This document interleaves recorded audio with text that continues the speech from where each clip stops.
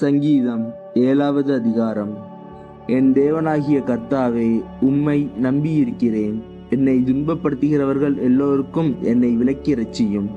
சத்துரு சிங்கம் போல் என் ஆத்துமாவை பிடித்து கொண்டு போய் விடுவிக்கிறவன் இல்லாமையால் அதை பீறாதபடிக்கு என்னை தப்புவியும்.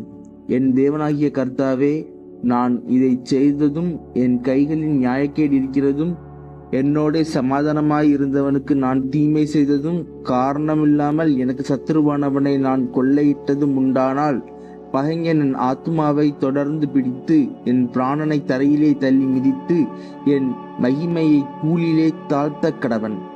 கர்த்தாவே, நீர் உம்முடைய கோபத்தில் எழுந்திருந்து என் சத்துருக்களுடைய மூர்க்கங்களின் நிமித்தம் உம்மை உயர்த்தி எனக்காக விழித்துக் கொள்ளும். நியாய தீர்ப்பை நியமித்திருக்கிறீரே. ஜனக்கூட்டம் உம்மை சூழ்ந்து கொள்ளும். அவர்களுக்காக திரும்பவும் உன்னதத்திற்கு எழுந்தருளும். கர்த்தர் ஜனங்களுக்கு நியாயம் செய்வார். கர்த்தாவே, என் நீதியின்படியும் என்னிலுள்ள உண்மையின்படியும் எனக்கு நியாயம் செய்யும். துன்மார்க்கனுடைய பொல்லாங்கை ஒழிய பண்ணும். நீதிமானை ஸ்திரப்படுத்துவீராக. நீதியுள்ளவராய் இருக்கிற தேவரீர் இருதயங்களையும் உள்ளிருதயங்களையும் சோதித்தருகிறவர். செம்மையான இருதயமுள்ளவர்களை இரட்சிக்கிற தேவனிடத்தில் என் கேடகம் இருக்கிறது.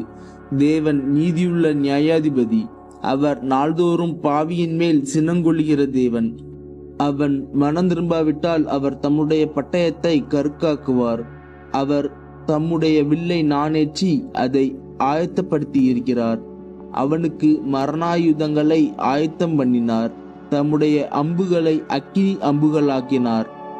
இதோ, அவன் அக்கிரமத்தை பெற கற்ப வேதனைப்படுகிறான். தீவினையை கற்பந்தரித்து பொய்யை பெறுகிறான். குழியை வெட்டி அதை ஆழமாக்கினான்.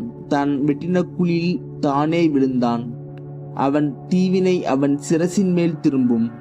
அவன் கொடுமை அவன் உச்சந்தலையின் மேல் இறங்கும். நான் கர்த்தரை அவருடைய நீதியின்படி துதித்து உன்னதமான கர்த்தருடைய நாமத்தை கீர்த்தனம் பண்ணுவேன்.